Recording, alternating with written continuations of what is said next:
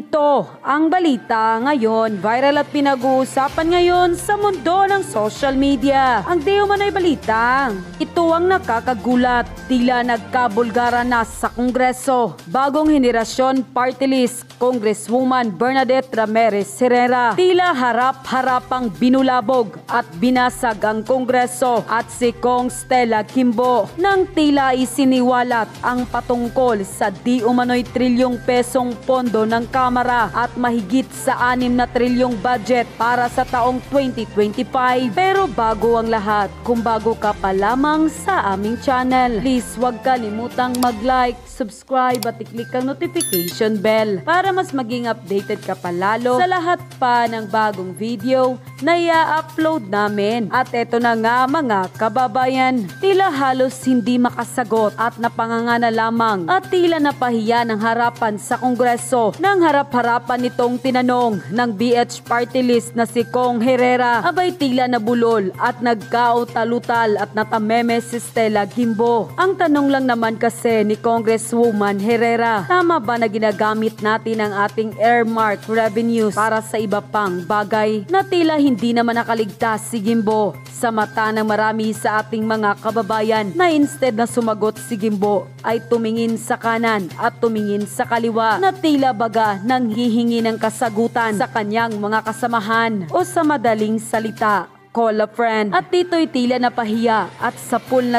sa kamera si Stella Kimbo na tila wala na itong maisagot sa mga katanungan ni Congresswoman Herrera. Kaya naman di pinalagpas si Stella Kimbo ng marami sa ating mga kababayan na magkomento online matapos ang nasabing tila harapan nila ni Congresswoman Herrera at isiniwalat ang di umano'y kabalbalan ng mga mambabatas sa Kongreso. At ayon pa sa kanila, buta na naman si Kimbo, hanap sa likod ng kasagpi. Wala ba doon sa likod si Saldico at Tamba? Nasaan kayong dalawa? Kailangan ni Kimbo ang tulong. Kaya huwag kayong magkamaling kalabanin nyo si VP Sara dahil ito si Sara hindi kurakot. Walang bahid ng kurap. Zero dip nga ang Davao after siya nag-mayor. Sino ang isusunod ni VP Sara na paimbestigahan?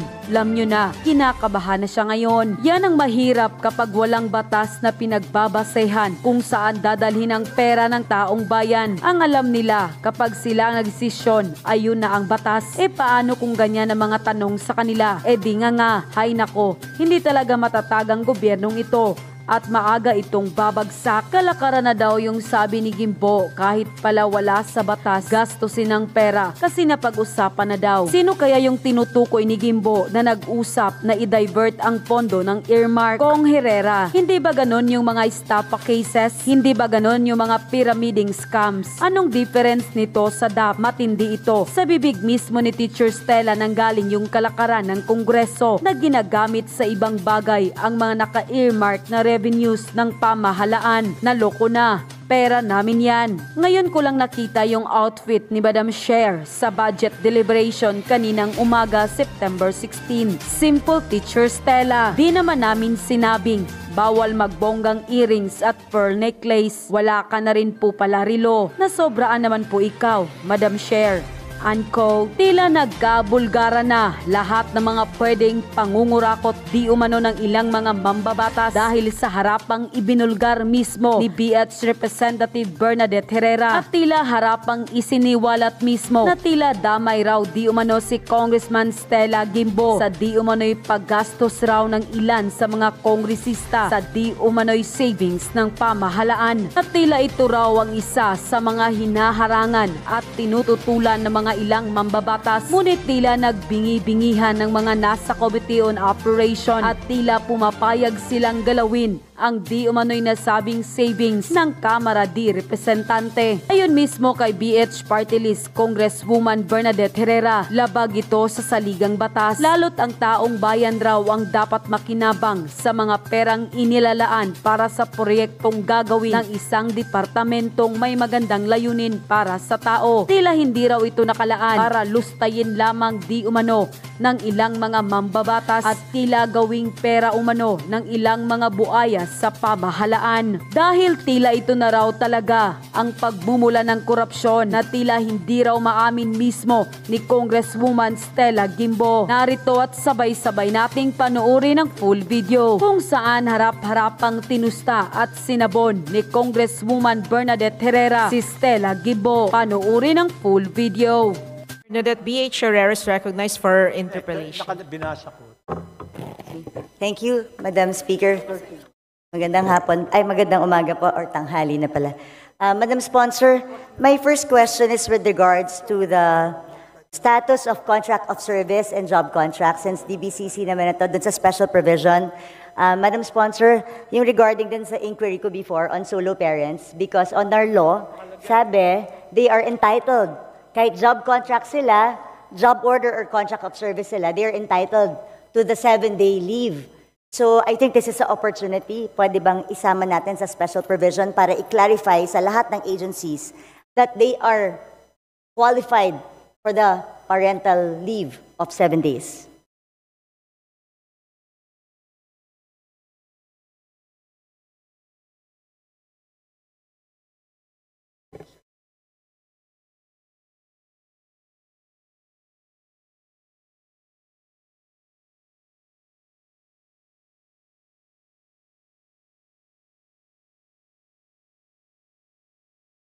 Madam Speaker, umaandar po yung oras. Madam Speaker. Madam Speaker, there's a joint circular and there's a joint circular number 1, series of 2017, issued June 15, 2017. And I will read to you one provision which could be a problem. And I'll read to you the provision verbatim. The services of the contract of service and job order workers are not covered by civil service law and rules, thus not creditable as government service. They do not enjoy the benefits enjoyed by government employees, such as leave, pera, rata, and 13th month pay. So that is what the DBM has told me, but if it is specific in the solo parents law, I will support you, Madam Speaker, Your Honor. Yes, Madam Speaker, because a mere joint memorandum circular isn't enough para may batas tayo, bagong Yes. pasa yung batas, mas latest Yes. yung batas.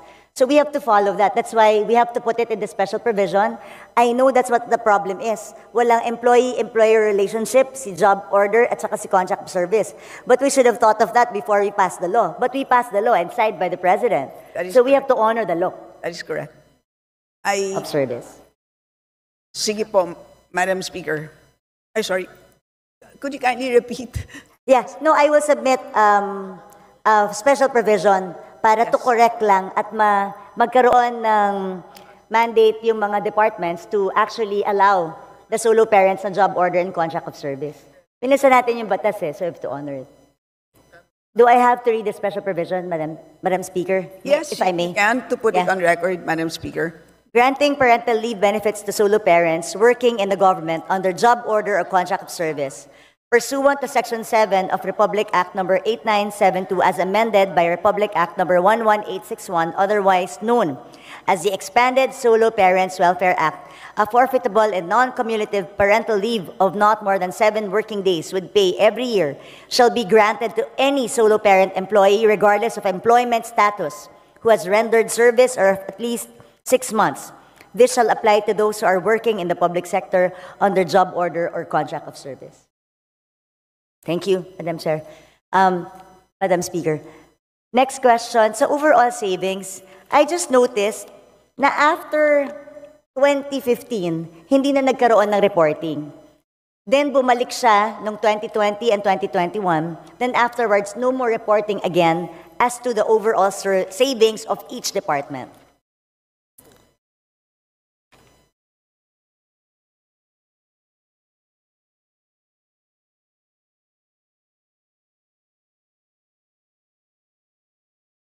Madam Speaker, may we ask for a 1-minute suspension? Session suspended.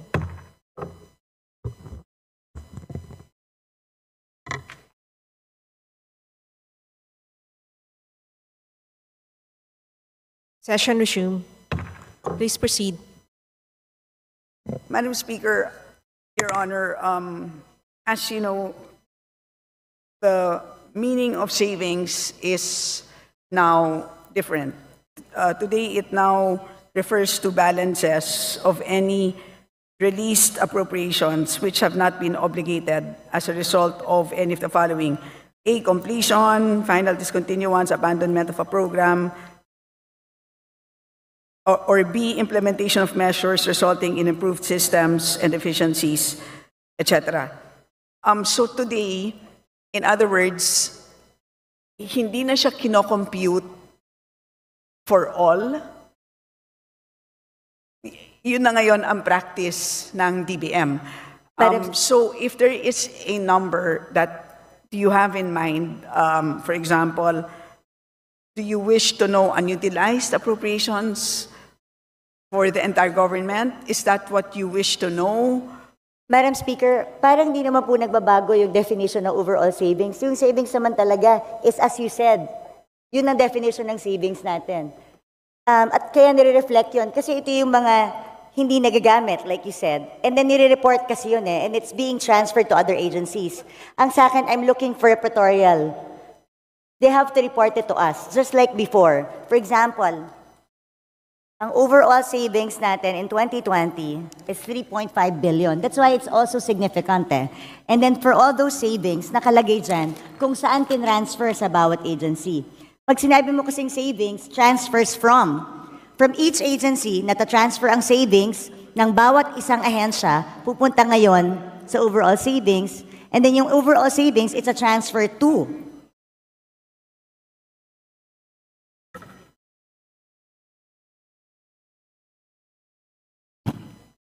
Madam Speaker, it can be provided, but they don't have the figures now. Madam Speaker, yun po yung point ko. Bakit nawawala yung report ng overall savings?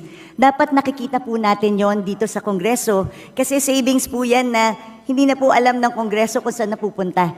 And it's part of our obligation to know where these savings are. Saan nanggaling? Kasi that's where we see how efficient ang ating mga department. So baka pwede pong isubmit sa atin today para makita po natin.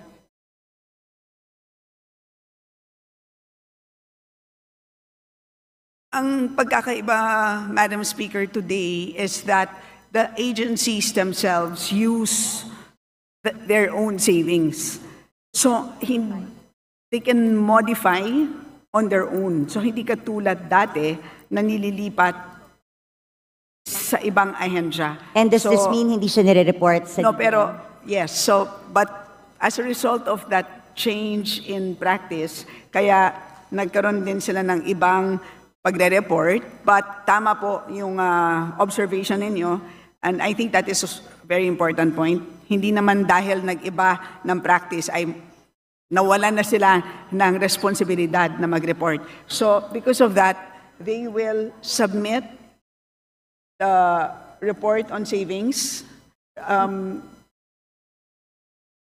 They will provide the report as okay, but henceforth they will include include it in the BSF moving forward. But you will submit within the week to the Committee on Appropriations and we will copy furnish all members. Yes, please, Madam Speaker, kasi napaka-importante po na alam natin how efficiently they're using. Napakadaling mag-declare ng savings kung bibigyan natin ng blanket authority ang departments to use the savings and use it whenever they want or augment something without passing through Congress. E di, i-bloat na lang palagi yung bidding, yung ABC. Tapos magdadive. You know, this is not acceptable, should not be acceptable to us. That's why we need those reports. Kaya sana po, within the week, or sana nga within the day or hanggang tomorrow para naman po mapag-aralan, Madam Speaker. Anyway, my next question refers to, dito na ako sa, alam naman ni Madam Sponsor ito, yung tungkol sa earmarked revenues. Madam Speaker, sa pagkakaintindi, can you define earmarked revenues through you, Madam Speaker?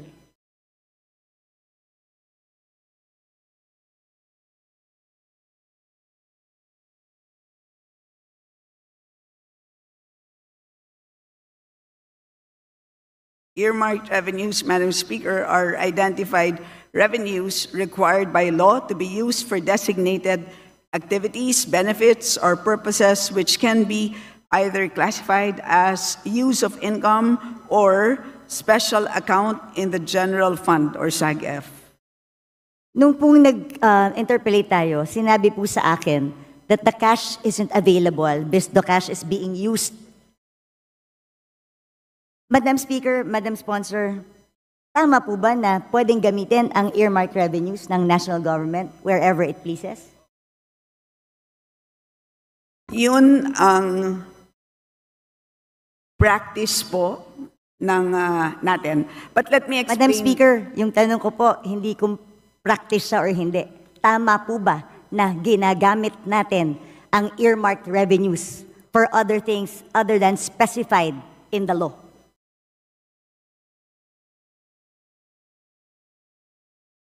Madam Speaker, if I may be allowed, Yes. parang po siyang, if I may use a comparison, parang pong kung tayo po ay nagde-deposito sa isang bangko, nagdeposito tayo ng 100 piso, iniwan natin sa bangko yung ating 100 pesos. Habang hindi natin kailangan yung 100 pesos na yan, ini-invest ng bangko yung 100 pesos na yan.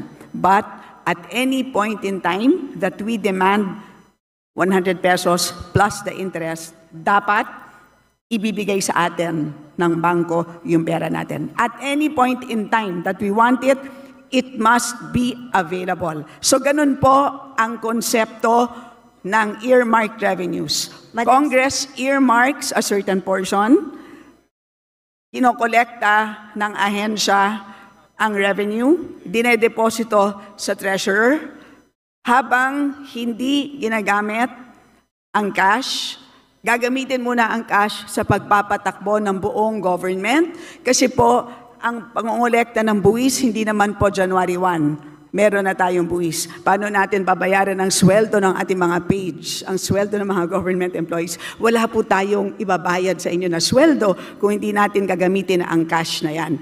Pero at any point in time that an agency demands those earmarked revenues, the Treasury must be able to make those funds available. Ganyan po ang ibig sabihin ng earmarked revenues. Madam Speaker, saan po nakasulat na ganun ang ibig sabihin ng earmarked revenues na pwede siyang gamitin pag hindi ginagamit pa?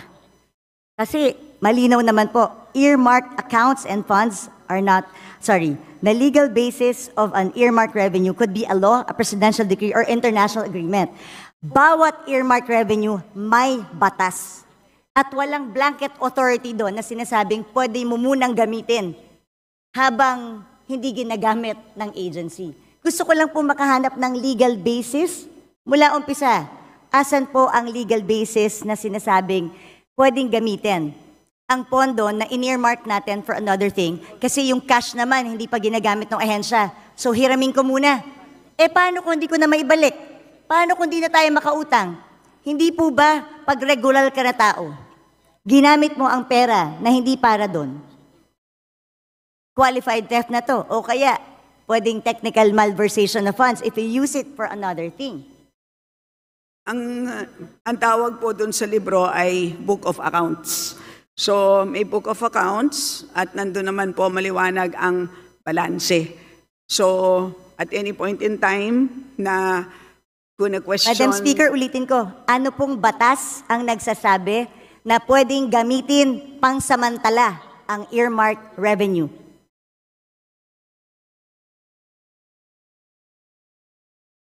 So, hindi po ginagamit ang revenue. Maliwanag po yun. Yung pera, Madam Speaker. Saan po sinasabing batas na yung cash na nakolekta ng isang collecting agency para sa isang bagay na naka-earmark? Kaya po tayo nagpasa ng batas sa Kongreso. Gusto ko itong SUF para lamang sa free wifi. O meron na siyang 24 billion na cash na nakadeposito. Pero sabi nga, yung cash na to nawawala na kasi ginagamit siya habang hindi pa ginagamit ng free wifi. Hindi ko po talaga masettle sa utak ko kung paano pwedeng, kung ano, yun lang naman tinatanong ko, ano po bang batas ang nagsasabi? Yung cash na para sa free wifi, pwede munang hiramin ng national government para gastusin sa ibang bagay nang hindi nagpapaalam sa tamang or walang proper documentation. Madam Speaker, una sa lahat, napag-usapan na natin ito at maliwanag naman na at any point in time na kailangan na ng DICT ng additional funds para sa free wifi, they may request. Madam Speaker. Maliwanag po yun at katulad din doon Madam sa Speaker. fire trucks. So lahat po yun ay pwede. So yun ang sistema po ng paggamit ng accounts sa special accounts in the general fund. Ganun po ang sistema. Pero kung meron pong legal question ng ating kagalang-galang na B.H. Herrera, nandito naman po ang DOJ, Judiciary, pwede po siyang magtanong ng legal opinion, ng opinion mula sa DOJ because that is really beyond us. Hindi po ako hindi po kami makakapagbigay ng isang legal opinion. Yun ay pwedeng hingin sa DOJ, Madam Speaker. Madam Speaker, Your Honor. we are the power of the purse here. Tayo po ang nagpasa ng batas. Yung pera na in-earmark natin, mahirap po na ginagamit, tapos pag kailangan na, sasabihin mo, pag kailangan na, nandyan. Paano kung wala? Hindi ba ganun yung mga estafa cases? Hindi ba ganun yung mga pyramiding scams? Na pagka umutang ka ng pera, for such a, di ba, tapos biglang pagkailangan na, hindi mo na makuha. Pwede mo i-demanda yung taong yun. Ang sinasabi mo kasi, at any given time, ang defense mo is at any given time, pwedeng hingin ng free wifi yung budget. Eh, paano kung walang pera ang gobyerno? Sa akin, hindi yung it's readily available. That's not the point. Ang punto dito, pwede bang gamitin para sa ibang bagay ang cash na inalat ng Kongreso para sa isang particular na bagay? Hindi po excuse yung sasabihin natin, available naman pag gusto ng ahensya eh. Anong difference nito dun sa DAP? Well, ang tawag po dito, Madam Speaker, ang tawag po dito ay cash management by the national government, and this is under Executive Order number 449. Yan po ang mandato ng ating National Treasury. So, kung meron pong legal question na gustong pang talakayin ang ating kagalang-galang na B.H. Herrera, ay pwede naman niyang itanong sa Supreme Court kung gusto niyang talakayin pa ito. But as far as we are concerned, at any point in time na hihingin ng ahensya, ang earmarked revenues na yan, dahil maliwanag po, mas maliwanag pa sa alas 8 ng umaga, ang balanse nila, ay demandable po yan. Madam Speaker, hingin nga po maliwanag sa tirik ng araw yung balanse. Alam mo yun. Hindi maliwanag kung magkano ang balanse ng mga earmarked revenues dahil natatraffic sa Bureau of Treasury. You and I both know that natatraffic ang kanilang balanse sa Bureau of Treasury because nagagamit ang pera tapos naghihintay ngayon ng balancing or reconciliation. Madam Speaker, this is not a legal question. It is also a management of cash question dahil at the end of the day, nangungutang nga tayo dahil kulang yung pera natin eh. So paano kung biglang may magandang programa ang isang departamento? Can we assure them that there's cash? So bigla tayong we earmark this ini-earmark natin ito sa bawat use niya. Kasi gusto nating i-make sure that the money is there at lagi siyang pwedeng gamitin. Tandaan natin, if yung humihiram ng pera ang may control kung anong ibibigay niya, then magdadamot ako ngayon sa pagbibigay kasi ginagamit ko eh. So they have the control eh. If you have the control, diba? Kunwari ikaw ang may control ng pera, kung ano ang pwede mong gamitin at hindi. Tapos may humihinging ahensya sa'yo. Kung ginagamit mo yung pera, hindi ka magiging generous sa ahensya ibigay kahit mayroon silang tamang programa. Kasi you're making use of the cash available. Maganda lahat yan, Madam Speaker. But again, ang end balance halimbawa as of June 30, 728.785 billion pesos. So malaking amount of funds. Isipin na lang po natin kung lahat po ito ay binagsak natin ngayon, lahat sa mga ahensya, sa totoo lang po, mabibilaukan silang lahat. Hindi nila kayang ma-absorb lahat ito. So may ganun din na problema. So that is actually part of the mandate of our National Treasury, part of the mandate of the DBM. Kailangan nilang i-manage yan. So they cannot just flood all of these agencies with cash. So yun po, that's how we understand the cash management mandate of these agencies, Madam Speaker. Madam Speaker, cash management does not mean gagastusin mo yung pera pag hindi ginagamit. There's a difference, Madam Speaker. I never said na i-flood natin ng agencies. I'm just simply saying you cannot use the money that's particularly earmarked for a certain project na sinaad natin sa batas. Pero again, I did not say na i-flood natin sila. But I'm saying, tama po ba na ginagamit natin yung pera na sinet aside ng isang batas na hindi pwedeng gamitin? Malinaw po ang batas. Bawat section, andito po yan, makapal po yan eh. Ilan ng earmarked revenues natin. Nakaspecify doon, nandun lang siya pwedeng gamitin. so Very again, specific. Alam ko po yung sinasabi niyong one fund concept. Do you know the history of one fund concept when it started, Madam Speaker, Madam Sponsor? what is the question? Yung one fund concept, because yan po yung sanina sinasabi niyo na ito yung cash management, may one fund concept na yun ang sinasabi ng DOF na dun ginagamit. Kaya balikan natin yung history ng one fund concept. Ano ba ang pinanggalingan ng one fund concept, Madam Speaker, Madam Sponsor? Please enlighten the body, Madam Speaker. Galing po yun sa Presidential Decree 17, Presidential Decree pa yon during the time of President Marcos, na lahat ng dormant accounts, yung mga off-budget accounts, yung mga lying around funds, yun ang pinagsama-sama. Wala po dong nakasulat any mention of earmarked revenues. At since 1977 pa po yung Presidential Decree na yun. Hindi pa po na-amend or napalitan ng panibago. Ang sa akin naman, gusto ko lang ilagay sa tama. Pwede naman nating lagyan sa special provision kung talagang gustong gamitin itong pondo na to. Pero ang tanong ko, hindi ba dapat natin malaman sa Kongreso kung saan, kailan hiniram yung 700 billion? Kunwari may 700 billion, anong portion ng 700 billion ang hiniram? Hiniram para sa anong bagay? Tama ba na walang report sa atin na hiniram yung perang to? Tama ba na hindi nag-report sa agency? Kunwari, ako si DICT. Ang alam ko, meron akong 24 billion. Tama ba na hindi magpapaalam sa kanila? Pwede bang hiramin namin ang cash na ito para magamit namin sa ibang bagay? So, Madam Speaker, again, babalik po ako dun sa aking analogy earlier. Ang bangko niyo po ba, tuwing ini-invest yung 100 piso na dineposito ninyo, ay tinatawagan ba kayo para Ay, paano Madam Speaker, kung ako po ay hindi nag-authorize, pwede ko pong sabihin sa bangko, huwag niyong galawin itong certain portion na to. Because tandaan niyo, hindi mo pwedeng i-relate sa bangko to. Batas ito. May blanket kang pinirmahan sa bangko. Nung nagdeposito ka, alam mo na pwede niyong gamitin para invest. That's part of the contract you paid for when you opened the account.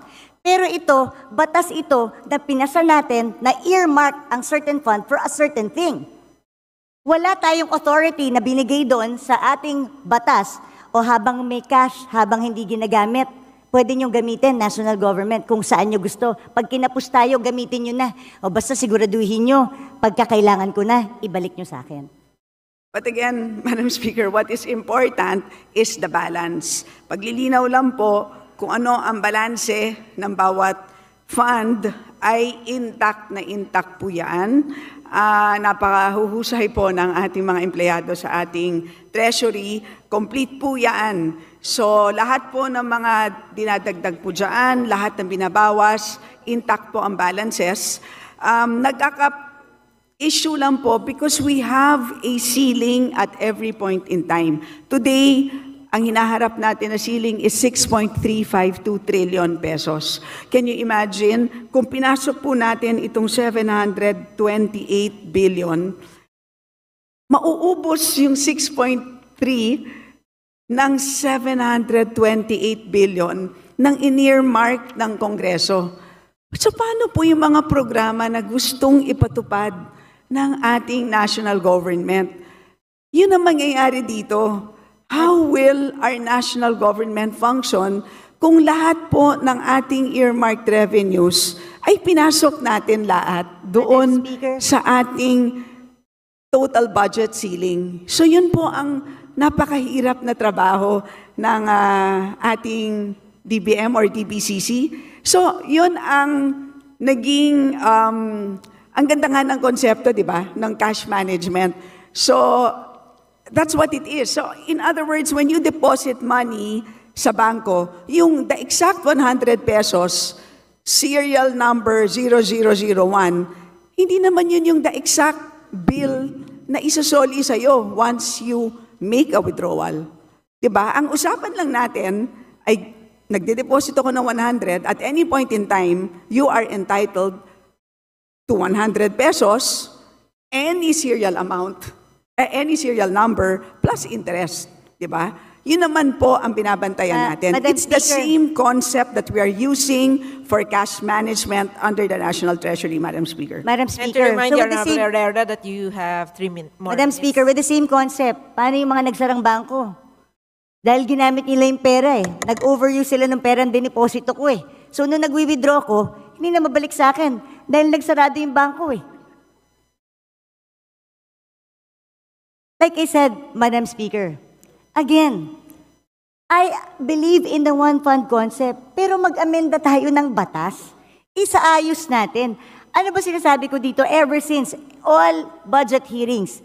Sayang ang mga pondo sa earmark revenues, sayang ang mga pondo sa off-budget, sayang ang mga dormant accounts. Ilagay natin sa one fund concept, I agree. Pero let's pass a law. Let's amend the PD. Let's amend the presidential decree or magpasa tayo ng batas dito sa Kongreso if we really want to allow that. Yun lang po yung aking palaging sinasabi kasi right now, and mag-report sila sa atin sa Kongreso kung saan nila ginamit at kailan na hiniram yung pera. Madam Speaker, hindi na natin alam saan napunta yung pera na ginamit na yon. Oo, nandyan. Pero nung hiniram nila, para kang nagsabi sa any empleyado, ito petty cash natin sa opisina. So, ibig sabihin, kung meron akong petty cash dito sa opisina, kung merong mga ilangan sandali, ay hiramin ko lang sandali, ibabalik ko naman eh. Pag nabuko mo yung empleyado mo, is it acceptable? Kung kunwari, nagbigay ka ng pera specific sa iyong staff, para dyan lang yan. Tapos hiniram ng staff mo, hiramin ko lang naman eh, ibabalik ko rin ha. Is that okay? Does it make it okay? Madam Speaker, it is not the same situation.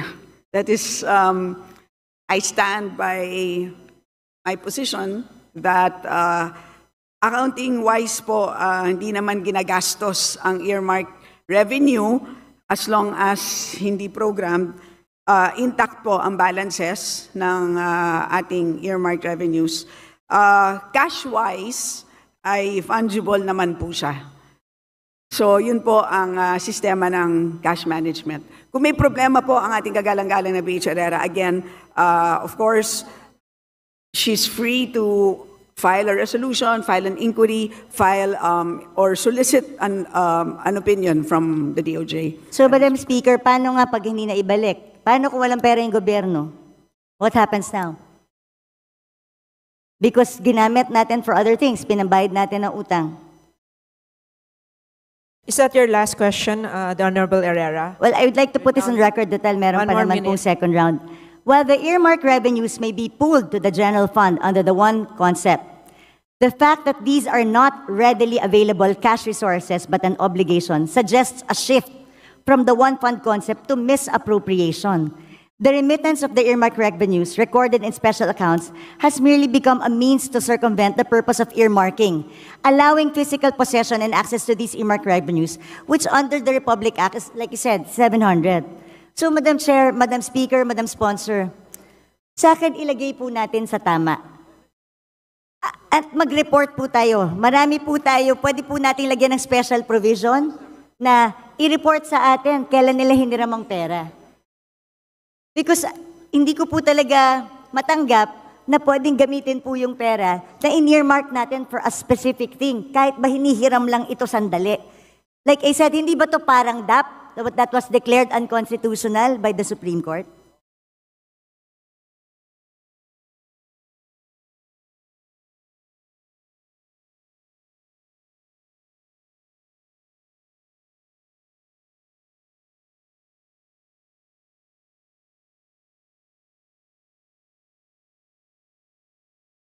To the Honorable Stella, your final statement to the last queries of the Honorable Herrera. Yes, Madam Speaker, thank you for sharing your thoughts on the matter. I have exhausted my opinion on this. As I said, there's the DOJ, perhaps, who can weigh in on this, and the rest of the members on the matter. Majority Leader. Madam Speaker, basahin ko lang po itong Section 37 ng PD 1177. It states that even the presidential decree of the one fund concept does not even allow it. It says here, all monies appropriated for functions, activities, projects, and programs shall be available solely for specific purposes for which these are appropriated. Even the presidential decree na pinapapool lahat sa one fund concept, exception yung naka-appropriate for a specific thing. So, Madam Chair, Madam Speaker, I've exhausted my time. Meron pa namang ibang agencies, nandiyan pa yung DBM, DOJ. I'll just continue. Magkaiba po ang appropriation, which is an authority to spend, versus cash. Magkaiba po yun. That's my final statement. Madam Speaker, Thank you. well, anyway, susunod na po ako. Majority Leader.